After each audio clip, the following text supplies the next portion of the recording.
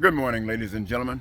And yes, it's one of those mornings. One of those mornings when I have to just get up and again, continuously, as information comes to me that brings some clarity, come back to you and try to share it with you in the hopes that it will give us all some clarity and we can make the proper decisions. Now, I've been talking recently about a new type of system here in America that we the people institute because we want change and we are going to take the responsibility back of making change, give it to ourselves and not necessarily to our representatives whom we can't trust in it longer, it appears. Now, what am I wanting to say in this regard? From the last conversation I had, ladies and gentlemen, I was saying, and I want you to continue to think about every individual.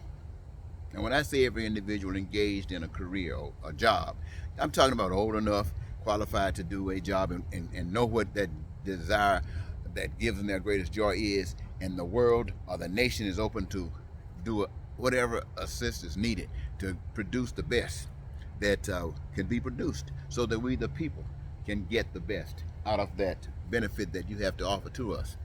So now, keeping that in mind, there are a lot of things that's going on in our country that kind of justifies me telling you the things that I do, that kind of gives indication that the things that I'm telling you are true and that you should be able to understand. Right now we're having problems in America, in the United States here. We call it political. That's just a side step, ladies and gentlemen. It is political, but it is not the problem. This is just a sign. We talk about Republicans and Democrats and conservatives and liberals because they are so at odds with one another. It is not the problem. It is a symptom of the problem. We talk about racism and hatred and bigotry as being some of the things that's wrong with this country. Yes, it is a symptom of the problem, but it is not the problem. The problem, my friend, and I'm just going to go ahead on, rather than name all those other things that you would want to fill in to those blanks, the problem is we do not know the truth. The truth is, my friends, that we are being exercised by an instrument called evil. Evil is responsible for all of the stuff that I mentioned. Racism, hatred, bigotry, lying, cheating, stealing, killing, all of that is a result of evil. Every last bit of it is a result of evil. When you see someone breaking in a store, stealing some food or stealing a TV, all of that is a result of evil that has been driven. This evil has been formulated by choices that people have made, and not necessarily the individual, though that individual had made that choice, but that individual was driven to that choice by a bigger system of greed. Greed. People usually say, "Thou shalt not steal," and they're talking to me or talking to you.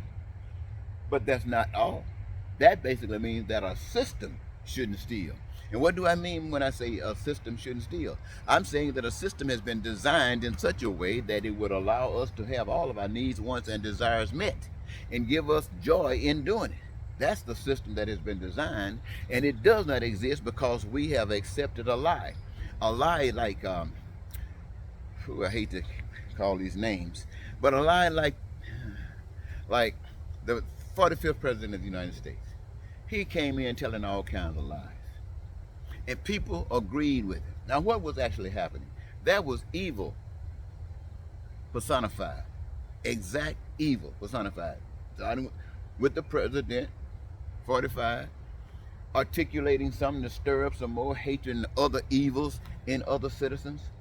And the direction, my friends, what makes it so bad, it had nothing to do with a resolution to a problem. It was just to make us weaker so that this one could take over. I mean, actually take over. This is where evil takes you. Evil is where you have had some freedom and you didn't exercise your freedom in a proper kind of way, and you were susceptible to lies. You were susceptible and vulnerable to evil. And so by allowing it to come in like the newspaper, somebody tell you that the newspaper is the enemy of the people, and after a while you'll be out there, don't want to read the newspaper, telling everybody the newspaper is crooked, just because you heard somebody saying it, and just because you are failing in your life situation and you don't know what your problem is, so you buy into any of these things. That's where you need the truth. to come in and show you that these things are happening. Now, one of the best ways to find the truth is to do things right. Do things right. I heard some guy say today that when the Tea Party came in, they had a statement of discontent, and its opposition had the same kind of stuff. But well, I thought I had something that I was going to share with you, and I guess I don't. Wow, now that is something else. Maybe oh, here it is. Here it is. Here we go. Yeah, ladies and gentlemen. And what were they doing? They were dissatisfied with the way the system affected them. Other people dissatisfied with the way the system affected them. Somebody comes in and has them blaming each other, blaming one another for their problem. When they are not the problem. What really is going on is there's somebody that's seeking power, and they're using evil to stand them up. And evil, as I said a moment ago, it uses lies, cheating, stealing, killing, terrorism, war, and all of those things to back itself up. That's the power of evil. But it can only live when you, the people, buy into it. And you, the people, are going to buy into it when things aren't fair. Anytime things are not fair, you got a problem. And any system that wants to stay problem-free going to try to do the things the right way. Now, what is that? Making sure that everything that is available to one, that is given to us all, is available to us all. And that, my friends, is the way life is. Now, here, let me give you something. People who, oh, look, Zenkinga, there's a guy named Kinzinger that's he's a Republican, and he's with the January 6th committee. What is he doing? He's standing up for truth. The world knows how lying Donald Trump worked. And for the most part, for one reason or another, the Republicans, or most of, well, in one way or another, it's like all of them want to support Donald Trump. So they want to support evil. It appears that way. Even though they know that it's lying and evil. Now, this other guy and this other lady, they want to stand up for truth. And what happens? This evil over here that wants to stand up for evil wants to threaten to kill him for standing up for truth. Because they don't give a stink about truth. They just want to get over. They're threatening to kill his wife. They don't care. They just want to get over. They threaten to kill, as he said, his 5-month-old baby. Now, how much evil can you get? That tells you, ladies and gentlemen of America, how susceptible America has become to evil. I mean, really become to evil. When now you got some evil people led by that spirit, picking up guns, talking about we are what? Military. Like he's talking about something else, SEAL or something. And now they got guns. We're going to go into places and we're going to kill them. I mean, how would you tag your name to evil like that? Even got you doing videos and busting in buildings with your guns and stuff like you ready to, what the hell is this? This is not hell yet, is it? Well, at least they're trying to present it as if it is. And ladies and gentlemen, if you allow that to happen, that's exactly what's going to be. Now, if we're here because of those before us didn't take care of business. They weren't responsible. And they, because of those before them. And if we allow this right here to continue the way it's going, can you imagine what's going to happen to our children and our grandchildren? They're going to be walking in step, just like over there in North Korea. Everybody picking their legs up just like that. Turkish leg, I don't know what they call it. They're going to be bent down just like Russia. In Russia, shut your mouth up because we'll cut your head off. Anything, that's what we're leading to.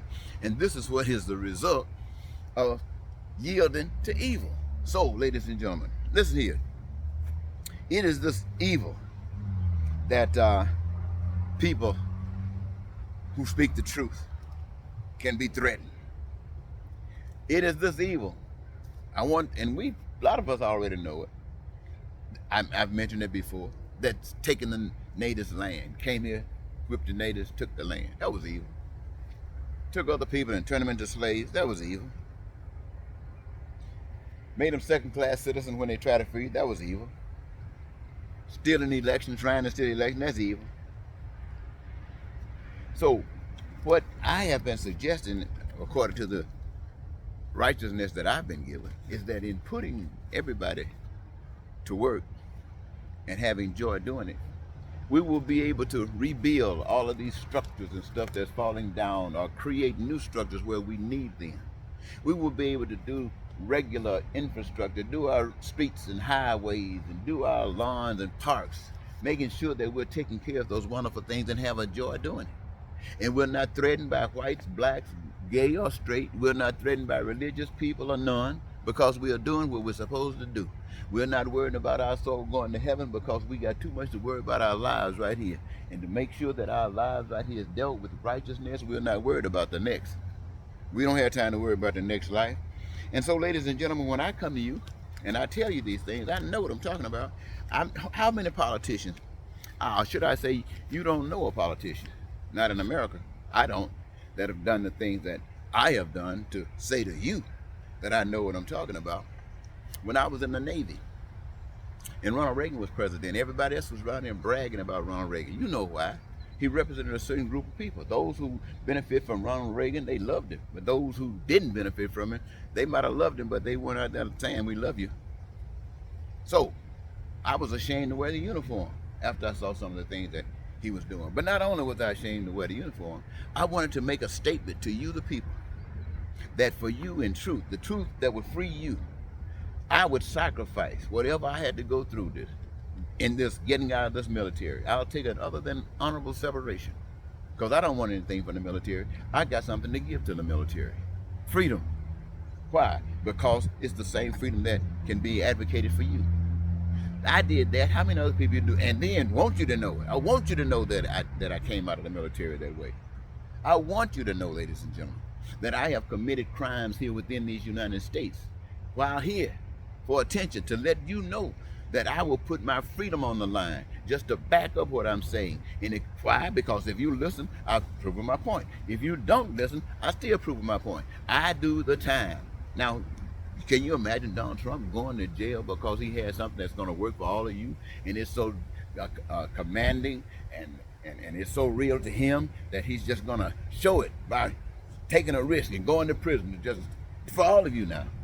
Not lying and cheating and stealing and hatred, causing hatred and racism and bigotry. I'm not talking about that. That's purely evil. And see, what I'm doing, or what I have done, it's probably too late. I wanted you to experience the peace and the prosperity and freedom. When I ran for president several times and got laughed at, look, you can go on my YouTube page and you will find something like Eddie Marcus for president, or United States Senator in 2018 or 12, or president in any time. You just see a post in there and look back and see how many views. You will see maybe, let's say running for president 24. Now, it might have been posted months. You'll see maybe 8 views. That tells you nobody's thinking about what that guy's talking about. We don't even want to click on and see what he's talking about. In fact, we don't even want to see his face. But you brought in a Donald Trump to do all the stuff that he's done, cause all the pain and stuff that he's done, while you on your knees at church praying that somebody will come and help you receive freedom, help you understand peace and prosperity, make things better for you in your life. You're not praying for it, and God sends somebody right before you. But you hated black people. I'm talking about the powers that be. You hated black people, taught black people to not trust black people. And so while he stood there before you, offering you, because look, he didn't say he was going to make it. He was telling you that you had the power to cause it to happen. And so you laughed at that and went on and brought somebody else. When Barack Obama ran for president, hey, when it comes down to Barack Obama, when it comes down to things that he has studied, I'm not as articulate as Barack Obama. Barack Obama probably knows a heck of a lot more stuff, intelligent stuff, than I do. But one thing Barack Obama does not know, he does not know peace and prosperity and freedom and joy for the whole nation of this people. He couldn't even talk. Well, I'm not going to say he couldn't talk about it. Maybe he knew but never believed in it, and so wouldn't dare. I believe in it and dare. Look, I want to tell you, ladies and gentlemen, this thing that I'm telling you about is real. God bless this. For 40 years now, and I've been out here, coming out of the military and all that stuff, doing the stuff over and over. And in that time, I might have spent a year working at a job. But I've been married just a close to 40 years. I was married to, and am married to, a God-sent woman. A God-sent woman.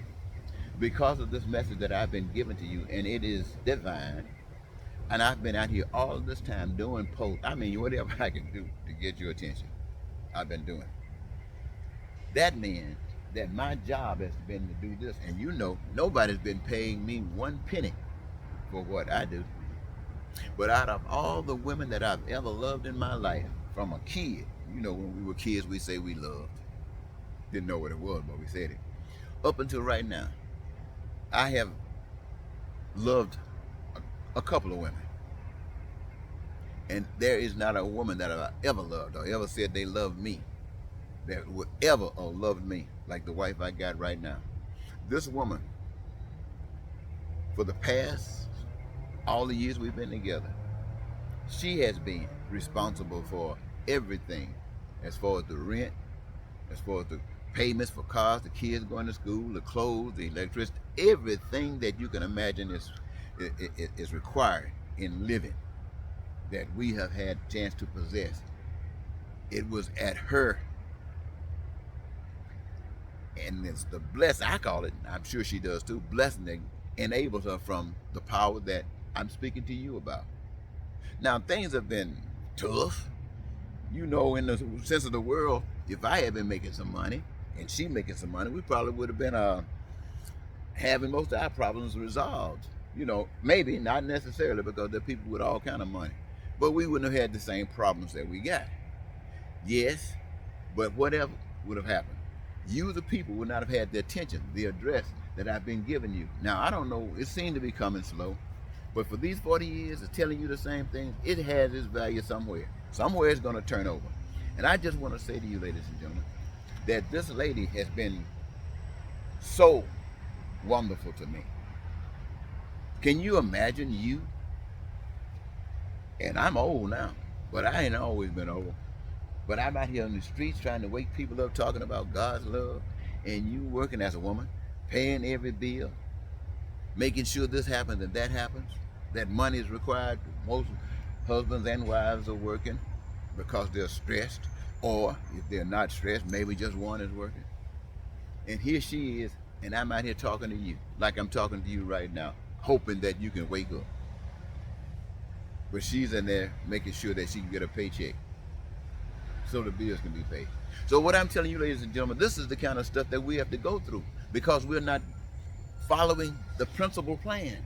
But I'm standing here because I want you to follow the principal plan. That is, as I've always articulated, every resource is free. You are the ones that need it. You got the gifts and talent. Engage yourself in the process. Make a manifestation of enough of the goods and services that are required to bring you your peace and prosperity and happiness so that everybody can enjoy it. And don't let nothing stop you from engaging yourself that way. Now, I realize for me to be talking about that here in the United States of America, but we got a global market who doesn't, even if we change today, would not be susceptible to this, but it's the right way to do it. And if I can stand before you in the midst of all of your discontent with this, then we as a nation can stand up against the world with this discontent, teach them the right way to live so they can stop killing their people, so they can stop raping and robbing their people and having them running for their lives, going across oceans on an inner tube or going across deserts, bare feet, trying to get to some place away from these demonic evilness.